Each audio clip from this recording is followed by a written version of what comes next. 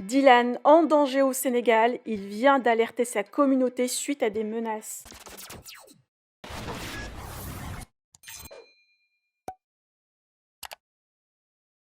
Dylan est actuellement au Sénégal pour une mission humanitaire avec une association. Le jeune candidat est dans un village où il distribue plein de dons pendant le mois de Ramadan. L'ancien candidat de Koh Lanta partage tous les jours ses actions. Mais voilà, hier, ses fans étaient sous le choc car il a publié une story inquiétante. Sa vie est en danger. Dylan a précisé avoir reçu une note de la part du maire du village qui le prévient de la zone à risque où il se trouve. Mais selon le candidat, tout est faux et soupçonne le maire de vouloir lui faire du mal. Dylan demande que si toutefois il resnappe plus dans 24 heures, cela explique qu'il lui est arrivé un malheur. Le jeune candidat tient le coup et compte y rester afin de continuer ses bonnes actions. Je vous laisse avec sa story. Que pensez-vous de cette incroyable annonce ? Vous pouvez partager vos avis en commentaire et n'oubliez pas de liker la vidéo et de vous abonner à la chaîne. Bon les amis, je préfère vous prévenir et sachez que c'est pas du tout une blague. C'est vraiment pas une blague et je le dis pas pour créer quoi que ce soit. Si pendant 24 heures je mets pas de story, c'est qu'il m'est arrivé quelque chose. Si pendant 24 heures je ne mets pas de story, c'est qu'il m'est arrivé quelque chose. Notez-le bien tous. Vous êtes beaucoup à regarder ces stories. Pendant 24 heures, si je mets pas de story, il m'est arrivé quelque chose. Tous les jours je mettrai des stories. Et là, parce qu'il y a le maire qui a contacté ma présidente et il a dit que c'était une zone à risque, que c'était une zone où il y avait des djihadistes, ou je ne sais ce qu'il a dit. Il a employé ces mots-là, c'est une zone à risque, il y a des djihadistes et tout ça.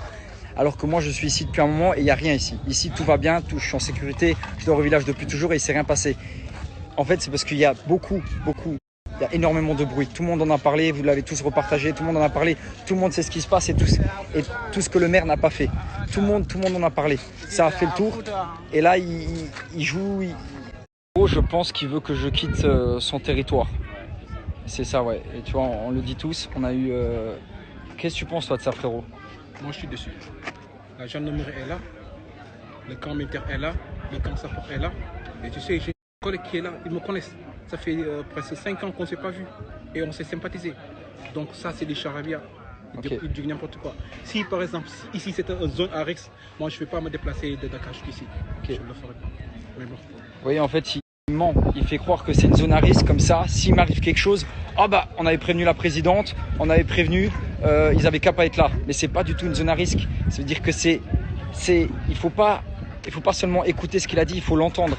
Et quand il vient en disant faites gaffe, c'est une zone à risque, ce que Dylan il fait là c'est dangereux, machin, il y a des risques, c'est parce qu'il compte faire quelque chose. Et nous, lui, on est ici, il n'y a rien. C'est-à-dire qu'il essaie de nous faire peur pour qu'on parte. Deux solutions, ou ces menaces sont sincères et qu'il compte faire quelque chose, ou alors c'est que du charabia pour qu'on parte. Le problème c'est que je partirai pas parce que j'ai pas terminé ma mission. Et le deuxième choix que j'ai, c'est partir pour ma sécurité. Parce qu'on ne sait pas s'il dit vrai, s'il compte faire quelque chose. En tout cas, j'aurais prévenu toute ma communauté, j'aurais prévenu tout le monde. Et mon chauffeur, il m'a dit, écoute Dylan, il faut mieux qu'on parte. Il m'a dit, il faut mieux qu'on parte. Il a dit, si on commence à se faire menacer comme ça et tout, c'est qu'on parte. Mais j'ai pas envie de partir parce que voilà, demain on a la machine. On va commencer enfin à travailler.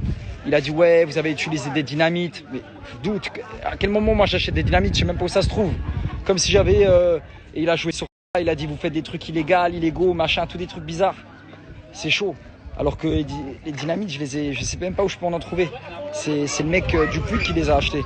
Et il veut me remettre ça sur le dos, il veut me remettre ça dessus. C'est bon.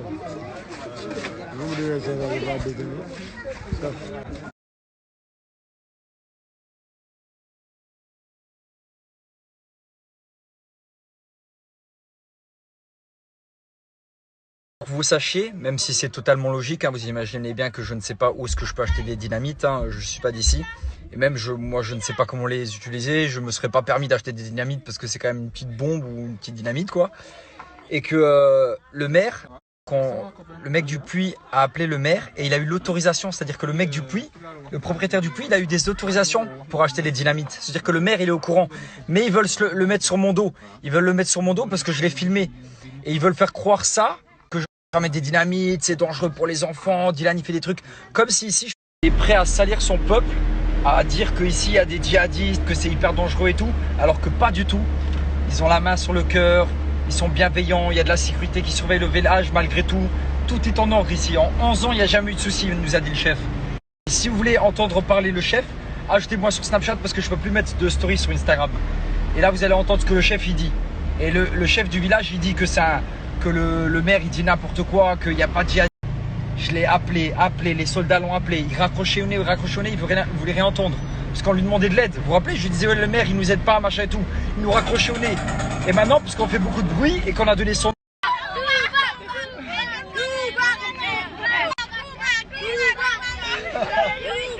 Qu'est-ce qu'on raconte?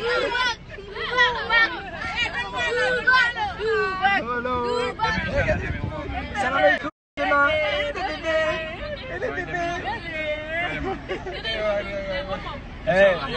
En vrai, je vais pas les abandonner, moi je vous dis. Je les abandonnerai jamais, jamais. Bonjour, ça va? Vous avez vu? Honnêtement, et c'était pas prévu ça. Hein, on est ensemble, attention la route, attention les pneus. Juste pour ça, qui vient de se passer là en direct.